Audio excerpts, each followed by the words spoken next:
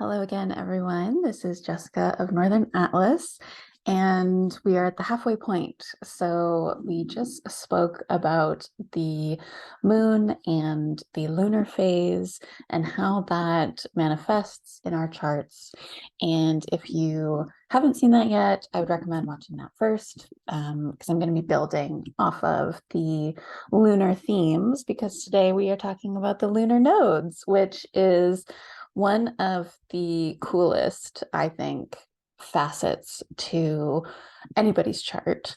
It is the one that I think is really cool for me because I do have my moon in the 12th house, and I do feel very connected and very intrigued by people's histories, the memories that we can't really account for. We don't know why we know these things or why some sort of music feels familiar to us. A certain era makes us feel warm inside.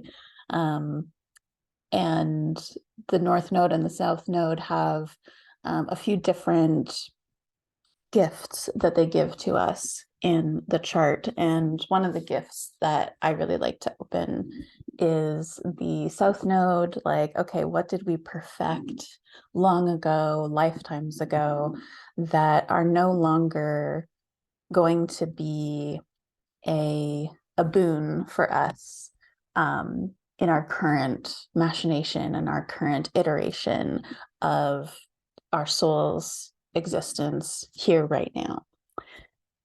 So I like to present the North and the South Node as a continuum. And I like to talk about it from this mythic place of a long time ago, there was this god that was like a dragon, and he got a bit too big for his britches. He wanted to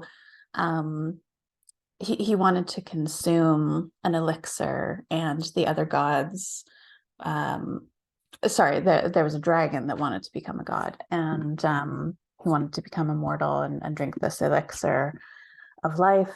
And the gods were like, we don't want you to do that. So he drank it, he consumed it.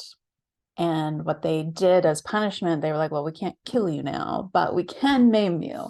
So we're going to cut off your head and leave your tail. And we're going to take both sides and we're going to fling them in opposite ends of the ocean. And when we think of that like flinging action, I think that creates a lot of the necessary understanding, bodily understanding of what the South and North Node are. And actually, I'm going to get a rubber band to illustrate a little ASMR action going on here.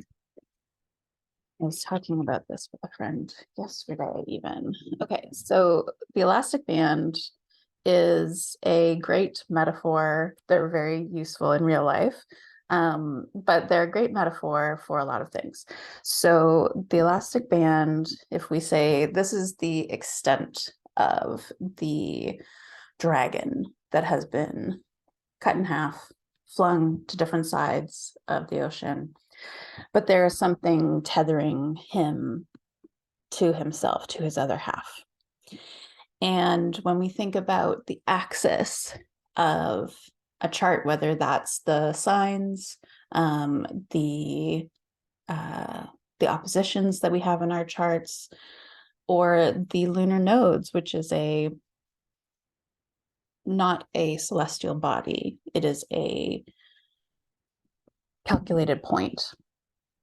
And when we think of those, we have to think of them together. So we're using the Bonnie Baker's chart as an example. You okay, Ben? Thank you. So this is a client and real person, fake name. And we have had our reading already. So I'm going to be going over a few factors here. But if you and I were to have a session and I said, okay, let's talk about your North and South Node, what we're doing is we're talking about what are the sort of lessons that you've already mastered to the south, and what are the lessons that you're really stretching for. It's like your stretch goal, your reach, what you reach out for that maybe doesn't feel automatic, doesn't feel super easy, but does feel pretty good when you do it. So that's what the North and South Node tell us, and they're very much colored by the houses that they're in, as well as the signs that they're in, like everything else that we've talked about. So the North Node is the head of the dragon.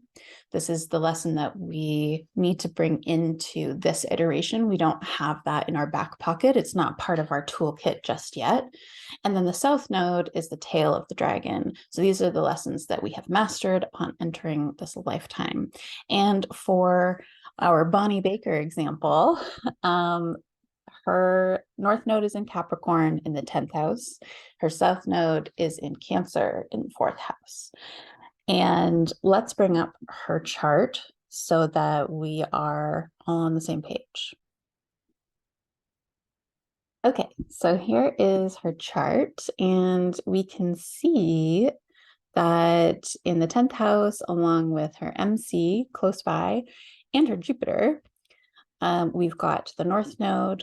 So these are the lessons to be learned. And in the 4th house, very close to the IC, just 5 degrees away, is the South Node. So right away, what we would talk about at this point is what is your experience? What is your belief around past lives? Where does your comfort lie? Very much looking to match the worldviews of the client. I'm not looking to push a cosmology or ideology onto anybody, but I have always found personally a lot of solace in the idea of past lives. And I learned about them when I was really young. And it's something that, again, I feel like is a gift that I like to hand people to do with as they will. So we would sort of establish that first, and then we would talk about, okay, so like your IC and your MC, this is a very integrated discussion for this chart. It's not going to be the same way for everybody. For instance, my South Node is in the same sign as my ascendant. So that's very challenging for me to wrap my head around at times. And so looking at the Bonnie Baker's chart, I am really curious to ask about, like, what does home, or what has home meant for you? Has it been this place of solitude? And is it a place that in this lifetime you feel like you are still getting that solitude? Or is this a place where you're like, I need to create serious boundaries between myself and the family unit? And likewise, I would ask questions around, the discomfort that you feel in the public eye or in recognition. You know, rate that on a scale of 1 to 10. Like, how does that show up in your life? What is it looking like in your body, in your calendar, when you've got this like veracity for this new experience, for building an empire, but you've got this pull from past lives, from childhood, from previous generations, that's like, but you could just stay home. You could just stay in your little cocoon, you don't have to go out there and present yourself as a butterfly. You don't have to reach the top of a mountain. And, if you come back here, there's lots of sweets, there's lots of goodies, there's lots of memories.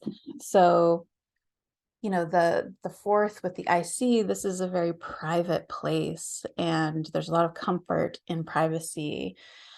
And there's a lot of discomfort, but a lot of new lessons to be learned in stretching out and going the opposite way and being like, look, I'm going to use the IC, I'm going to use the 4th house, I'm going to use my South Node, all these memories as an anchoring point to know that I am safe, because I've had all of these other experiences. I can stretch out and I can present myself to the world. I can build a amazing business. I can be seen as having done pretty amazing things. And in between, I'm going to come back to this slacking point so that I'm not relying on one side more than the other. I'm just sort of recalibrating. And maybe I'm going to go back and enjoy some memories, curate some experiences that I've had before. And I can't live there, so I'm going to come back like the elastic band and go to that slack position. And then when I'm ready, I'm going to titrate and I'm going to go back and I'm going to put my energies back into my business, into my public persona, into my vocation, this thing that I am building. And the reason that I can do that is because I can always come back around and think of those beautiful memories. So I've never actually used the elastic band. I only thought of the analogy yesterday. But I think I'll use this from now on. So thank you, Bonnie Baker. And thank you very much for watching. This has been the quick introduction to the North and South nodes, lunar nodes, tied in very nicely with our lesson on the moon and the lunar phase, which you can watch as part of the playlist, on the email list, etc. It's all there for you. And next, we're going to be talking about the IC and the MC, which we already kind of dipped our toes into today. So thank you again so much for watching, and we will see you tomorrow. Bye.